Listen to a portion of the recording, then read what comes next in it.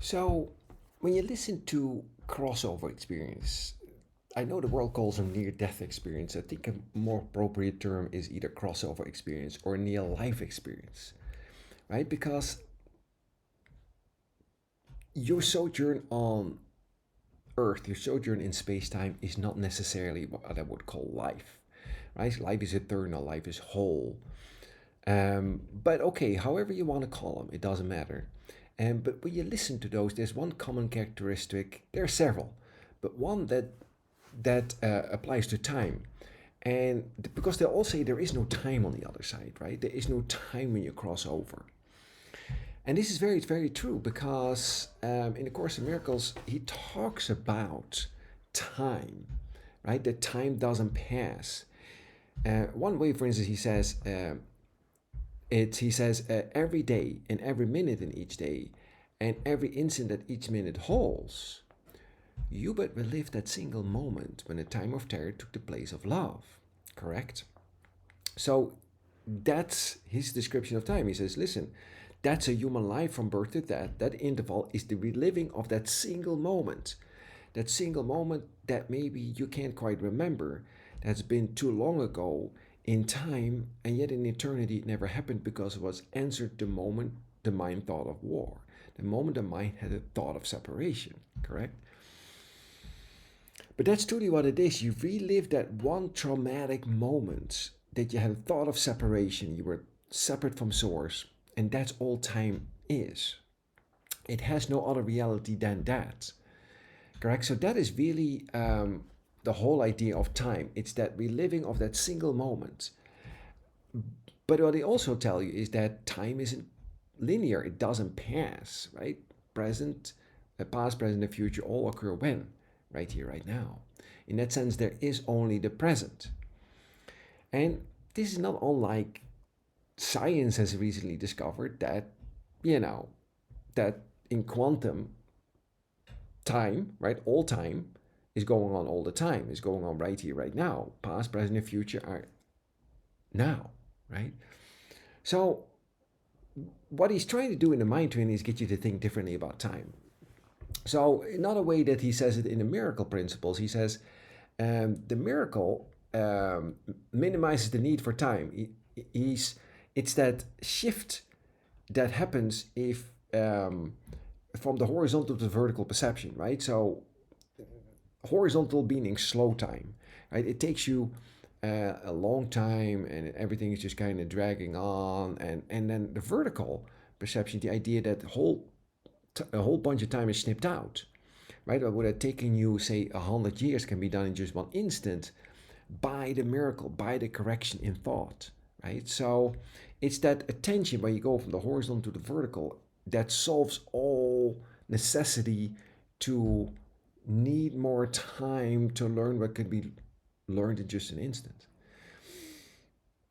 So there's so many ways, like for instance, in the early lessons, right, where he says, your mind is preoccupied with the past. You only see the past. There's only the now, right? He says, let me see if I can find it.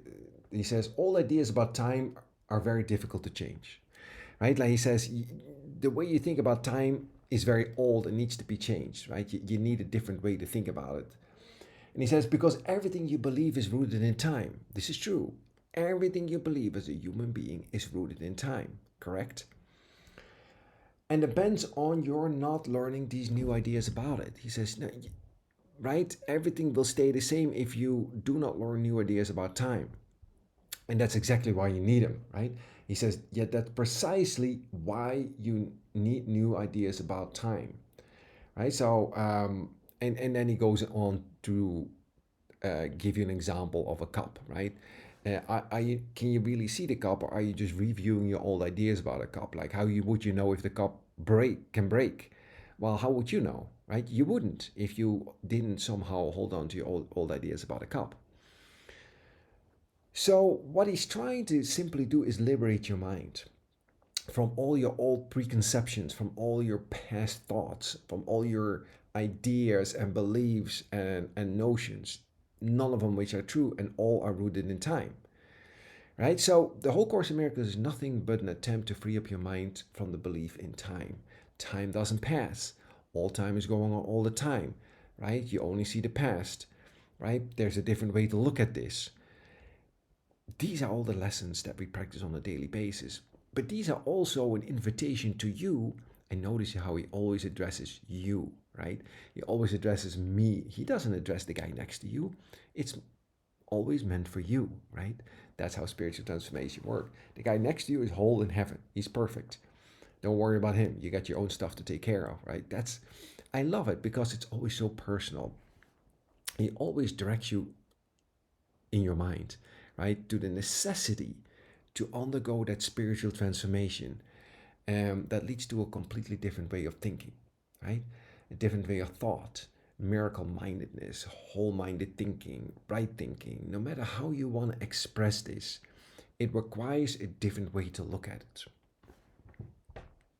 So yeah, it's beautiful. It says here, the miracle thus has the unique property, I love it, of abolishing time to the extent that it renders the interval of time it spends unnecessary.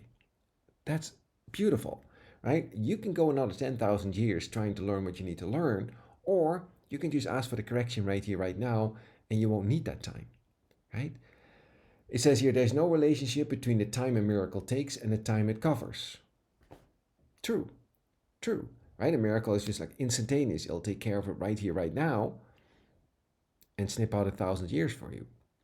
And he actually says that. He says the miracle substitutes for learning that might have taken thousands of years. It does so by the underlying recognition of perfect equality of giver and receiver on which the miracle rests.